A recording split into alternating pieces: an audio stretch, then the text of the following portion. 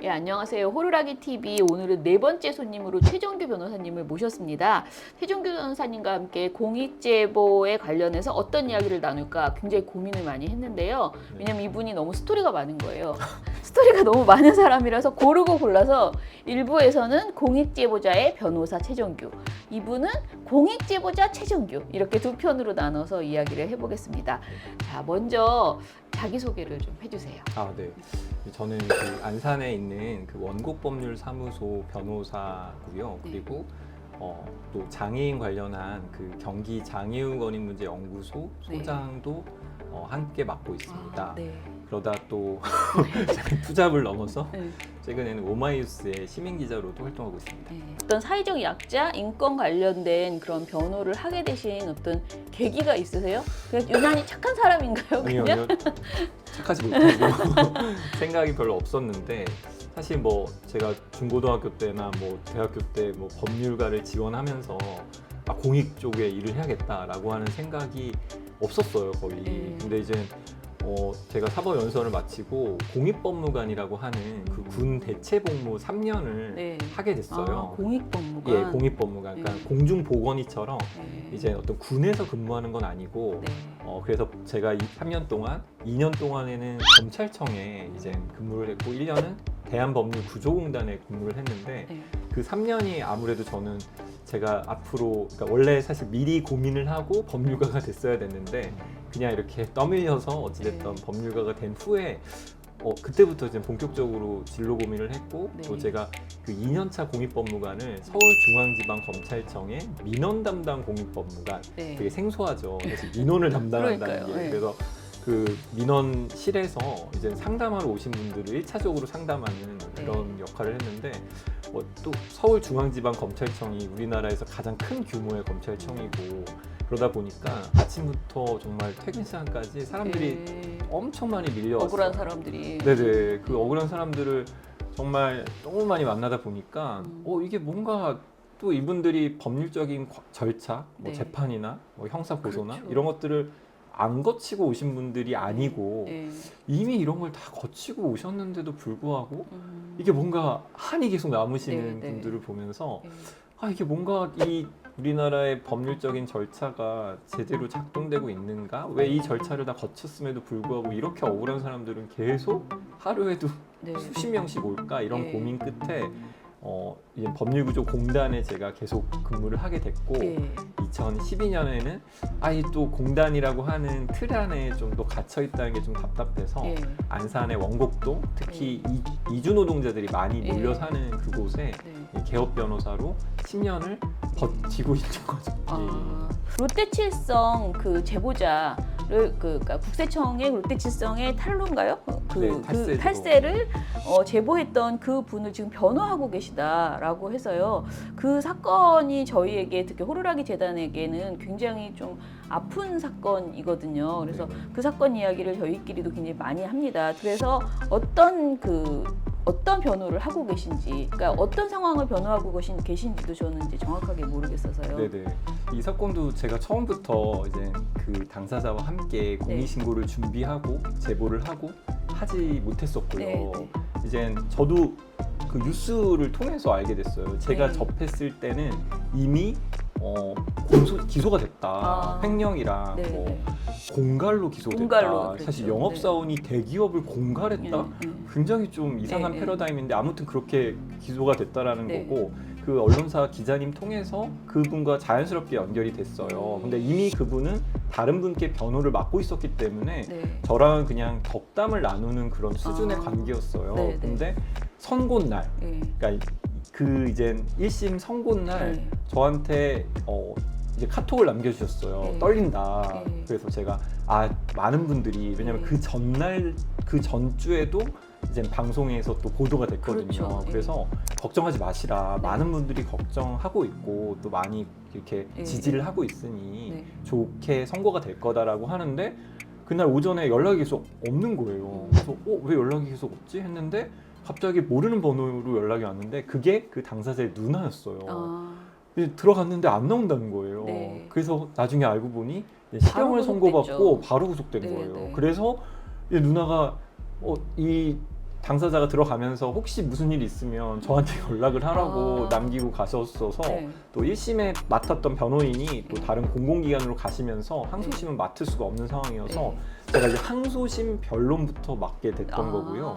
그리고 네. 항소심과 상고심까지 가서 네. 사실 1심 결과를 뒤집지 네. 못하고 네. 안타깝게 그렇게 징역 2년 실형을 네. 그냥 살 수밖에 없는 상황이고 네. 그 무렵에 이제 국세청에 탈세 제보를 신고를 했는데 네. 포상금을 못 받았다. 네. 그래서 조세 심판원에 행정 심판을 걸어놓은 상황이었는데 네. 공교롭게도 딱 실형 선고되고 나서 그 조세 심판원 결정도 딱 송달이 된 거예요. 네. 그냥 못 준다. 네. 그래서 이게 결국 90일 이내에 행정소송을 제기해야 되는데 네. 당사자는 지금 구치소에 가 네, 있고 네. 그래서 이 누나랑 이야기하고 해서 그럼 빨리 90일 넘기 전에 소송을 빨리 해야겠다 해서 소장을 낸 게 그 소송은 아직도 1심 소송이 진행 중에 있어요. 아. 서울지방국세청을 상대로 한 네. 탈세 제보 지원 포상금 거부 처분 취소 소송은 네. 아직 진행 중이다 아. 라고 말씀드리겠습니다. 그러면 지금 이 분이 지금 출소하셨죠? 네, 출소했습니다. 예, 그러면 이제 정말 본격적으로 이 재판은 같이 맞아요. 마음을 모아서 이제 대응하고 계시겠네요. 네네. 그러니까 사실 이걸 통해서 저도 몰랐던 사실들을 많많이 알게 됐어요. 첫 번째는 예. 대한민국에서는 탈세 제보는 네. 공익신고가 아니에요.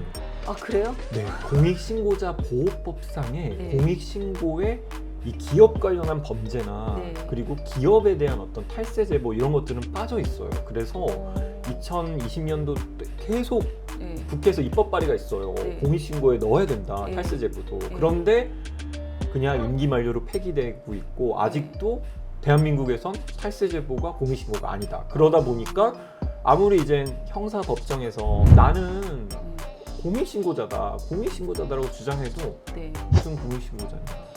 네, 이런 이제 그냥 뭐 회사를 예. 압박해서 뭔가를 받아내려고 하는 그런 파렴치한 사람으로 몰려지는 거죠. 예. 그래서 그 첫 번째 그걸 발견했고 네, 네. 두 번째는 결국 이 당사자가 공익신고를 해서 예. 비로소 특별 세무조사가 진행이 됐어요. 네. 그래서 몇 개월 동안 세무조사를 통해서 몇백억을 환수한 거죠. 네. 근데 지금 계속 국세청은 당사자의 제보가 자기들 너 때문에 한 건 아니다라는 네, 거잖아요. 중요 자료가 아니라는 네. 거예요.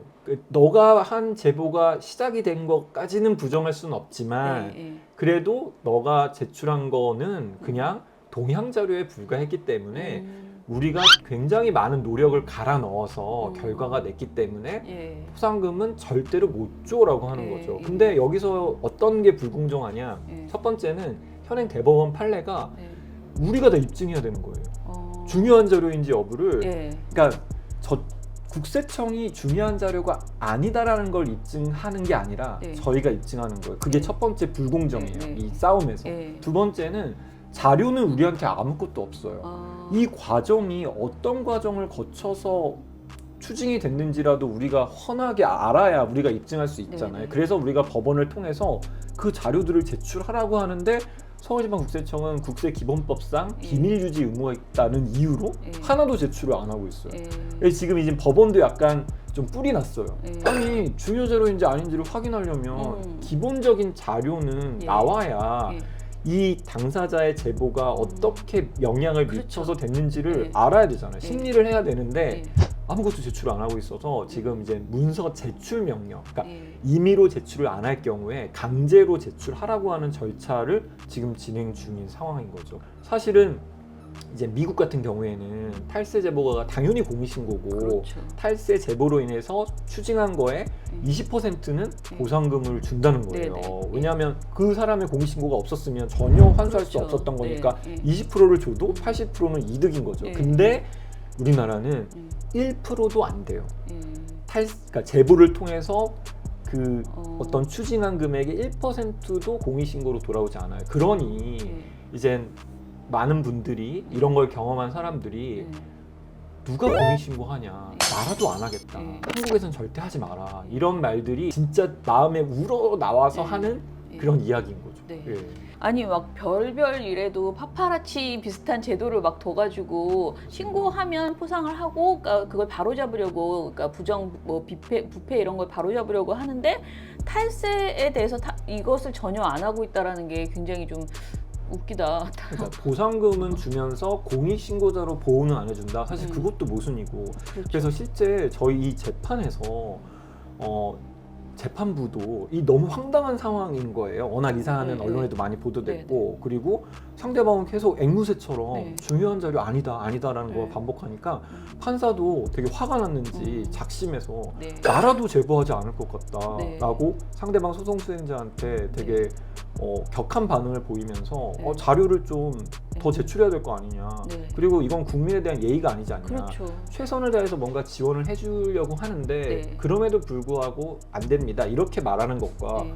그냥 이 사람은 자기의 어떤 그 모든 걸 걸고 네. 탈세 제보를 했는데 그냥 중요한 자료가 아니었네? 라고 하면서 그냥 문전박대시키고 이 관련된 자료에는 접근할 수 없게끔 만들면 이 제도 계속 할 거냐. 지금 현행 제도는 제보하지 말라는 거죠. 그냥 조용히 있으라는 거죠.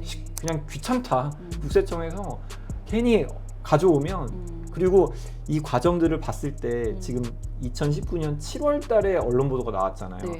이분이 제보한 건 2019년 1월이에요. 네. 1월 2일 날 제보했어요. 네. 이분이 처음부터 언론에 가져간 게 아니에요. 네. 네. 국세청에서 제보를 맞아요. 하고 6개월 동안 조사가 제대로 안 돼요. 기다리다가 안 돼요. 조사가 너무 안 돼요. 그러니까 너무 답답한 거죠. 그래서 이러다가 보면 그냥 덮어지겠다라는 걸로 절박한 마음에 언론사에 가져가죠. 언론 보도가 난 이후로 갑자기 국세청에서 속도를 엄청 내는 거죠. 이걸 봐도 그래서 저도 참 답답한 게 아니 당사자가 정말 휘슬 불러 조금만 이렇게 훅 불어도 알아서 국세청에서 막 이렇게 해줘야 되는데 불어요? 답답해요. 또 불어요? 답답해요. 그러니까 난리를 쳐요. 깽다리를 치고 난리를 쳐도 안 움직여요. 그러니 이걸 갖고 또 싸들고 언론사를 가져가요. 아니 도대체 그렇게 하면 지금 있는 그 제도는 도대체 뭘 위해서 존재하는 거며 당사자가 혼자서 북치고 장구치고 다 해야 돼요. 그런데 나중에 그렇게 해가지고 결과가 나왔어요. 그런데 우리가 더 노력했어. 아니 당연한 거 아닌가요? 당연히 국세청이 더 노력해야 되는 거 아닌가요? 본인이 할 일을 한 본인의 거잖아. 업무를 한 거잖아요. 그러니까 이게 본인이 그만큼 노력을 갈아 넣었기 때문에 제보자의 제보는 중요한 자료가 아니라는 거예요. 이건 정말 이거는 말장난도 안 되는 것 같아요. 그래서 많은 언론사들도 이 사안을 되게 예의주시해주고 계시고 이게 2019년에 있었던 일이지고 지금 이제 2022년이지만 이 소송에 대해서 관심을 많이 보이고 있고 재판부도 되게 무게를 갖고 이 사안을 대하고 계세요. 왜냐하면 상식적으로 말이 안 되니까 그런 상황입니다.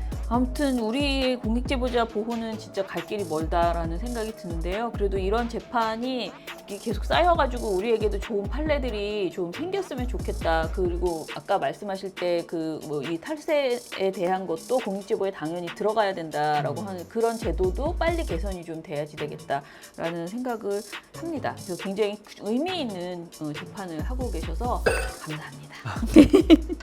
네, 그러면은 1부에서는 이 이야기로 마무리를 하고요. 2부에서는 직접 공익제보자가 되셨거든요. 그 사연을 좀 들어보겠습니다. 네, 알겠습니다.